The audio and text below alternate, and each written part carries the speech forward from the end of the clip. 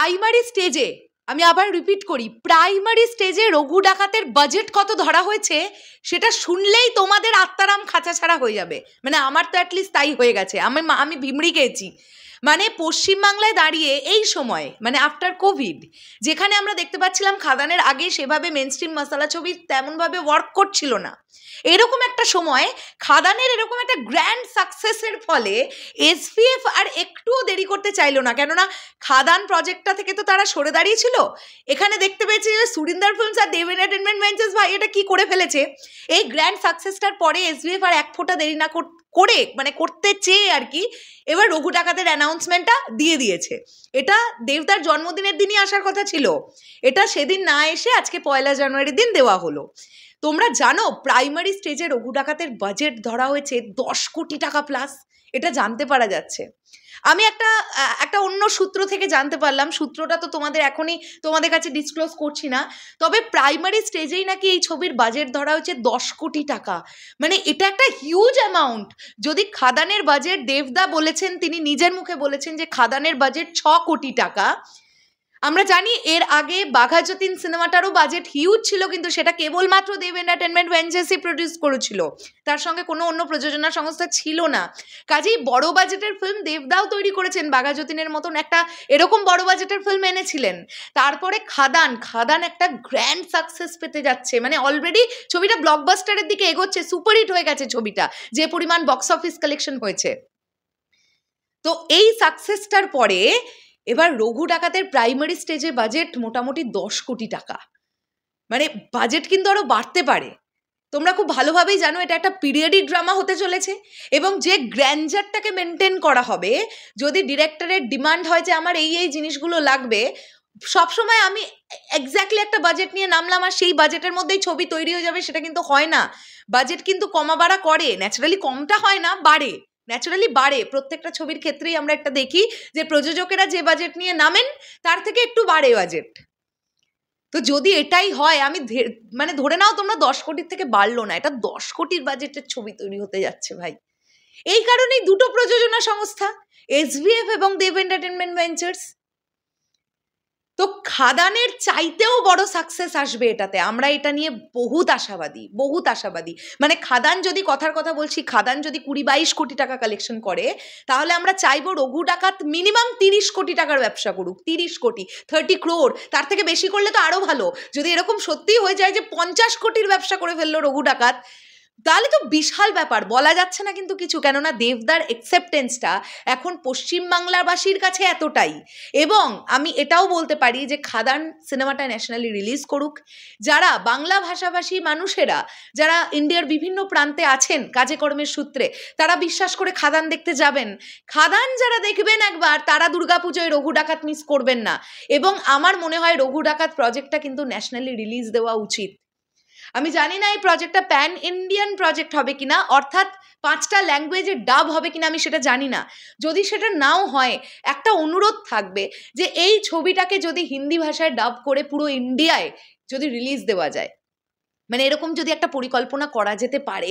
কারণ রঘু ডাকাত এমন একটা চরিত্র, যে চরিত্রটা বাচ্চারা সেই চরিত্রটার সম্পর্কে জানতে পারবে, যারা অলরেডি জানেন তারা বড় পর্দায় ব্যাপারটাকে এনজয় করতে পারবেন। এটা একদম অন্য রকমের একটা ছবি হতে যাচ্ছে, জাস্ট অন্য রকমের। এবং আরও কিছু আপডেট পাওয়া যাচ্ছে, সেটা হচ্ছে দেবদার বিপরীতে এই ছবিতে যিনি নায়িকা হিসেবে থাকবেন, তিনি জনপ্রিয় একটি মুখ। মানে এরকম নয় যে কোনো নতুন মুখকে নায়িকা হিসেবে আমরা দেখতে পাবো, একদম নতুন কেউ, এরকমটা বোধহয় হবে না। আর এছাড়াও ভিলেনে নাকি থাকবে একাধিক চমক, এগুলোও জানতে পারা যাচ্ছে।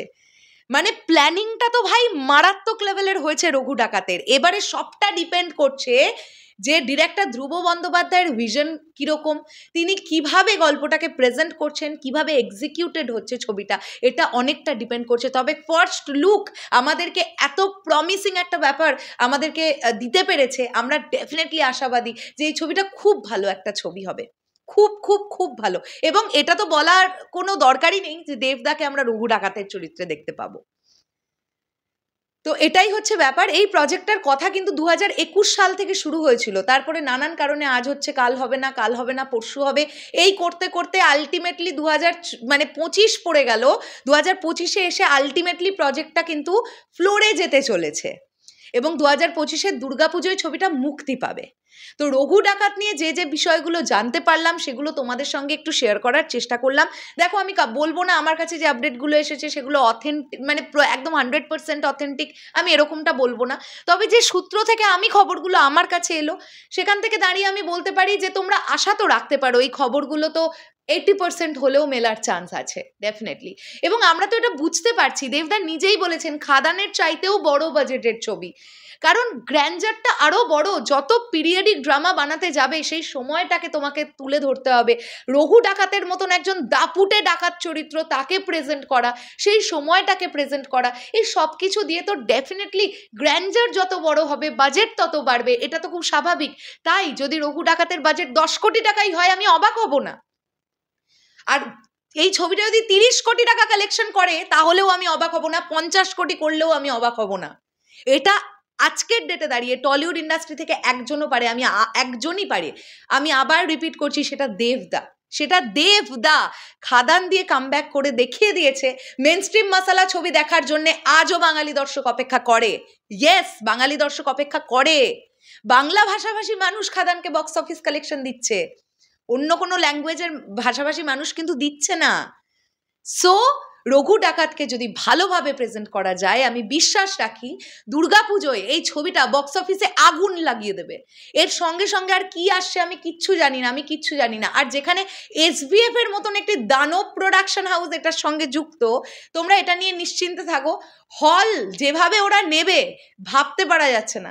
SBF কাউকে জায়গা ছাড়ে না, SBF আগে নিজেরটা দেখে। তো SBF প্রচুর ভালো, প্রচুর হল পাবে রঘু ডাকাত, এটা নিয়েও তোমরা মানে কোনো ডাউটই রেখো না। এবার দেখা যাক আর অন্যান্য প্রোডাকশন হাউস থেকে কি ছবি প্ল্যান করছে। তবে এটা তো আমরা বলতেই পারি যে একটা অ্যানাদার ব্লকবাস্টার লোডিং। খাদানের পরে দেবদা রঘু ডাকাত নিয়ে আসছেন, মাঝখানে কিন্তু আর বোধহয় কিছু নিয়ে আসবেন না। মানে প্রথম ছবিটাই হয়তো বা দুর্গা পুজোতেই আসতে যাচ্ছে 2025-এ, দেবদার প্রথম ছবিটা 2025-এর। সো এটা অন্য রকম হতে যাবে বা হবে, আমরা এই আশাটা রাখতে পারি। চলো শেষ করলাম ভিডিওটা। তোমাদের কি বক্তব্য এই পুরো বিষয়টাকে নিয়ে অবশ্যই কমেন্ট করে জানিও। ভিডিওটা ভালো লাগলে লাইক কমেন্ট শেয়ার করে আমাদের চ্যানেলটা সাবস্ক্রাইব করে দিও। দেখা হচ্ছে আবার খুব শীঘ্রই নতুন কোনো ভিডিও নিয়ে। তাহলে এখনের জন্যে টাটা।